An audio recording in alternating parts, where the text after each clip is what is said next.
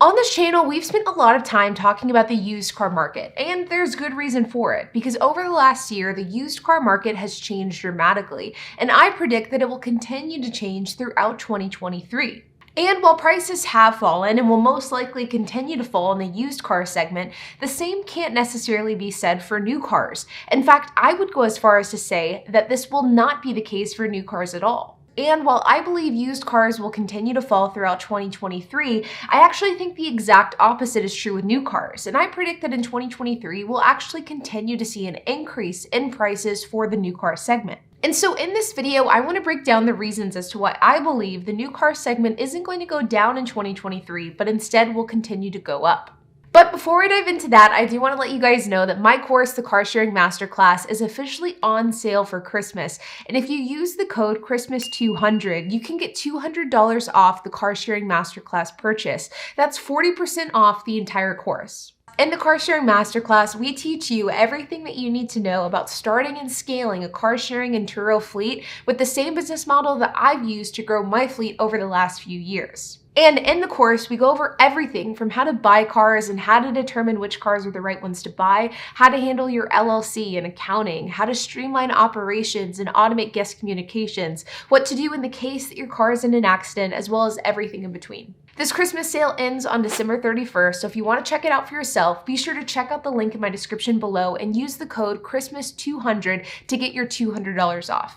Now, back to the video. Now, one of the first factors that I think will have a huge impact on how new car prices trend in 2023 is going to be the changes to the dealership model. And I think that this in turn will cause new car prices to actually go up, not down.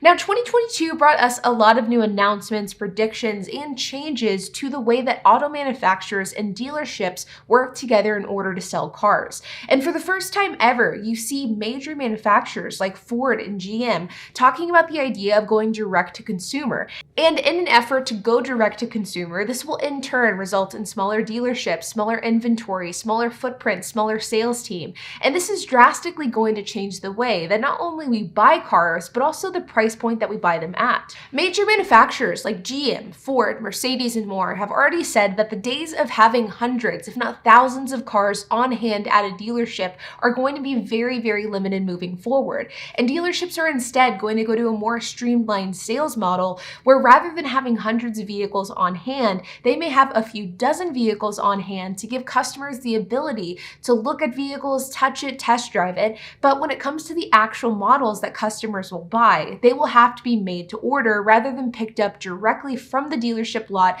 at the day in which they want to buy it. This is going to change the way that people negotiate on new cars, and the limited availability at dealership lots is going to in turn cause the average price for a new car to go up, because your ability to negotiate off of a made-to-order vehicle is much more limited versus one that's been sitting on the lot for weeks or months at a time. Dealerships will no longer be as incentivized to mark down a new vehicle because of the fact that that dealership has been sitting on the lot for too long, because of the fact that dealerships are no longer going to have as many cars on hand. And for the people that want to buy a car today, right now, and they don't want to wait weeks or months down the road for their new car to be delivered, they will have to in turn pay a premium for that vehicle because there's going to be a limited inventory to buy right then and there. This is absolutely going to have an impact on the average price of a new car, because you have to remember that the average price of a new car isn't the average MSRP that the car is set at. It is instead the average price that a customer pays for that car. And if the ability for a customer to negotiate off of MSRP is much more limited, this is in turn going to cause prices to go up. I think the direct-to-consumer model is a great thing for car buyers in many regards, but the ability to negotiate off MSRP is not one of them. Another major factor that has to be addressed whenever we're talking about the issue of rising new car prices is the limited availability of affordable new cars to buy. This is actually something that I talked about earlier this year in a separate video, and it's something that I don't think is addressed often enough whenever we talk about the rise in new car prices. Over the last 2 years, car manufacturers have discontinued most affordable car models, and as a result, if you are someone wanting to buy a new car for under $20,000, you have an extremely limited selection. But this wasn't always the case. In fact, a couple of years ago, if you wanted to find a car for under $20,000, you had a wide variety of different makes and models to choose from Ford to Chevy to Honda to Toyota and so much more. But now there's only a handful of manufacturers that offer cars in this price range, and they include brands like Chevy, Mitsubishi, and Kia. And even these vehicle models that have traditionally been considered entry-level, base model, very affordable cars are also rapidly rising in cost. So these once bare bones, very cheap model cars are now becoming more and more expensive. This is having a huge impact on the average price of a new car, because whenever we look at these averages across the board, these lower-end, cheaper model cars have been bringing down that average. But as these lower-end affordable cars continue to disappear, that average in turn is increasing more and more. And while entry-level new cars is absolutely a huge factor here, it's not the only one that we have to talk about, because new cars across the board are just going up in price. And they're going up a ton. New cars are just getting more and more expensive, and there are so many different examples of this, from GM to Tesla to Ford and more. For example, back in 2013, the Tesla Model S ranged in price from $71,000 to $91,000 for their standard models. Today, the cheapest Model S costs just under $105,000. And a really recent example is the Ford F-150 Lightning, which has gone up 40% in price since its launch. And now the base model costs $55,974, while the original base model price at launch in 2021 was $39,974.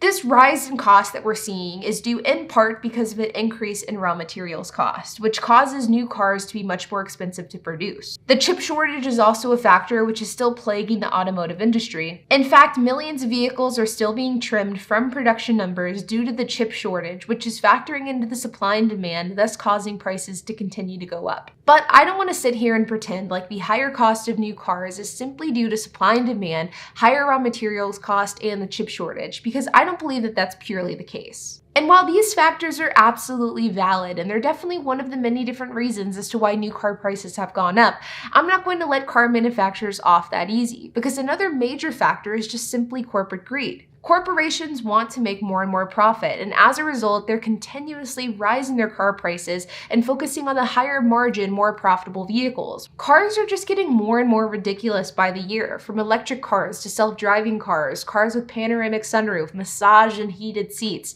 Cars are becoming much more than they were 10, 20, or 30 years ago, and as a result, these cars are getting more and more expensive. Even brands that were once considered lower second-tier vehicles, like Kia or Hyundai, are stepping up their game, and they're resembling something more and more like a BMW or a Mercedes. These cars are getting nicer, but they have gotten more expensive as a result. The reality is, budget buyers are simply getting priced out of this new car market, and if you're somebody who's wanting to find a really budget car, your best option is to probably simply turn to used. And while all of these factors that I talked about in this video are valid reasons as to why I believe that the new car market will not go down in 2023, but instead will continue to go up, it really does come down to corporate profits. Auto manufacturers want to focus on their higher margin vehicles, and the unfortunate reality is that their higher margin vehicles are not the cars that are priced for between $12,000 and $18,000. Their higher margin vehicles are the cars that are priced at $50,000, $60,000, $70,000, the ones that are flush with features that most people can't afford.